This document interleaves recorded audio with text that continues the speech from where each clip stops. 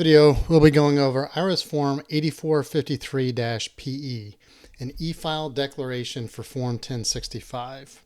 So this e-file declaration is used by partnerships either to accompany an electronically filed income tax return for the partnership or something known as an administrative adjustment request.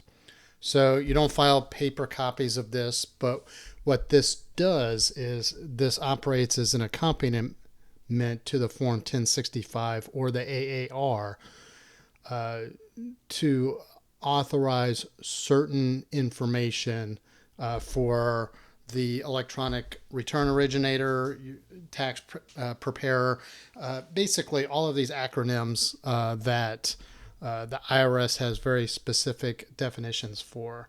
And so without this, the IRS cannot legally accept the tax return electronically.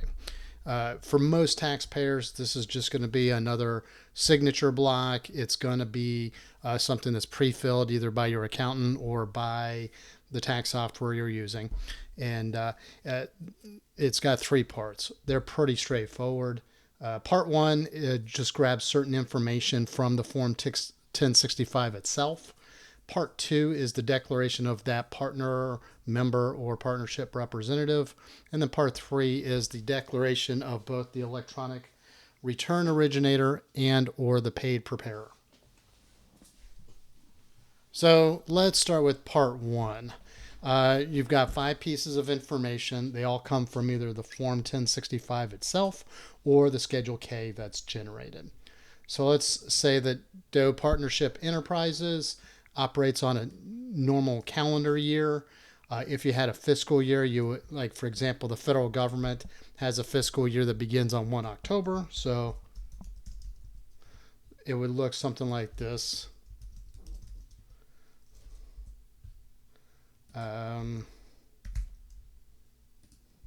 That's what that would look like if it was a fiscal year. So pick one or the other. If you leave this blank, it's assumed that your partnership operates on a calendar year tax year. So let's just say that Doe Enterprises has $1 million in gross receipts, which you would find on line 1C of your tax of the partnership tax return. And of that, let's just say that $200,000 is considered gross profit. Line 23 is the ordinary business income or loss from the Form 1065. Let's just say that that's $100,000. And then there's a couple of items from Schedule K. The first is net rental real estate income or loss.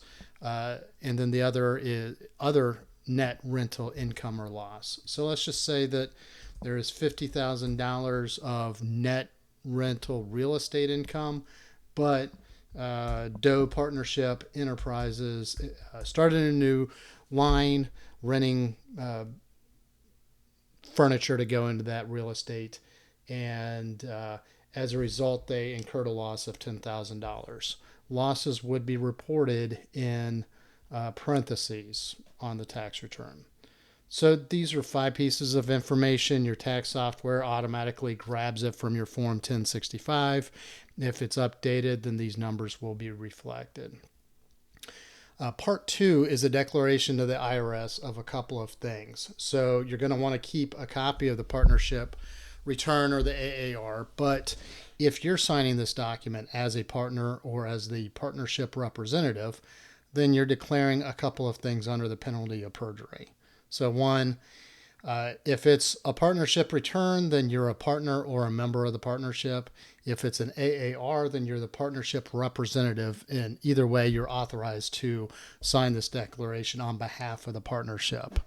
Then you're also declaring that you've given the electronic return originator, the transmitter, the intermediate service provider permission to, you've given that information to those respective entities. These amounts in Part 1 agree with the corresponding amounts in your tax return. You believe that the information in your tax return is true, correct, and complete, and you've authorized the ERO, the transmitter, and or the ISP to be able to send this to the IRS.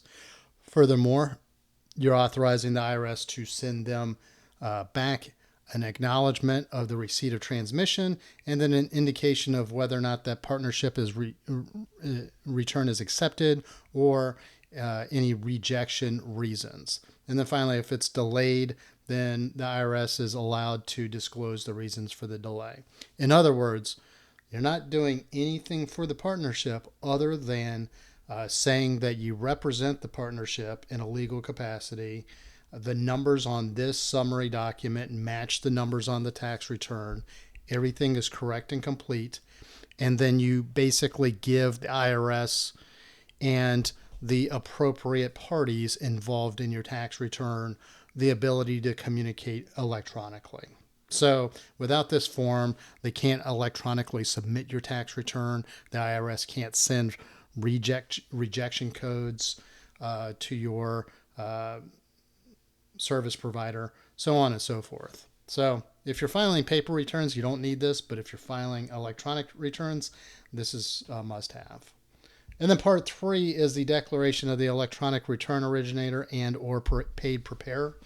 Most tax return preparers are both nowadays.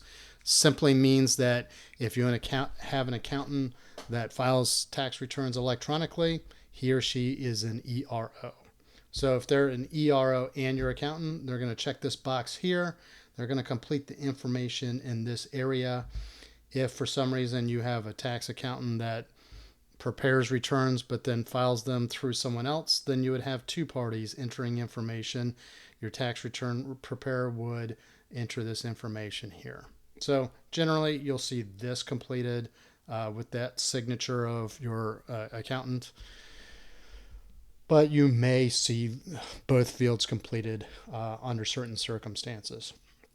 And that's it. Oh yeah, the partner or member needs to enter their title here.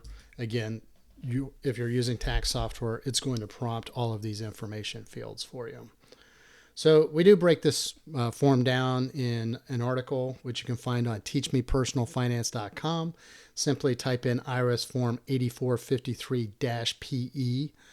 This specifically refers to partnership tax returns. There are a lot of different versions of Form 8453, but this is the one for partnerships. So be careful in selecting the correct form.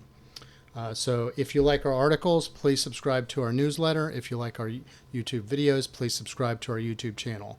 And as always, if you have any questions or comments, or if there's another topic that you'd like to see covered in an upcoming video, please hit me up in the comments section.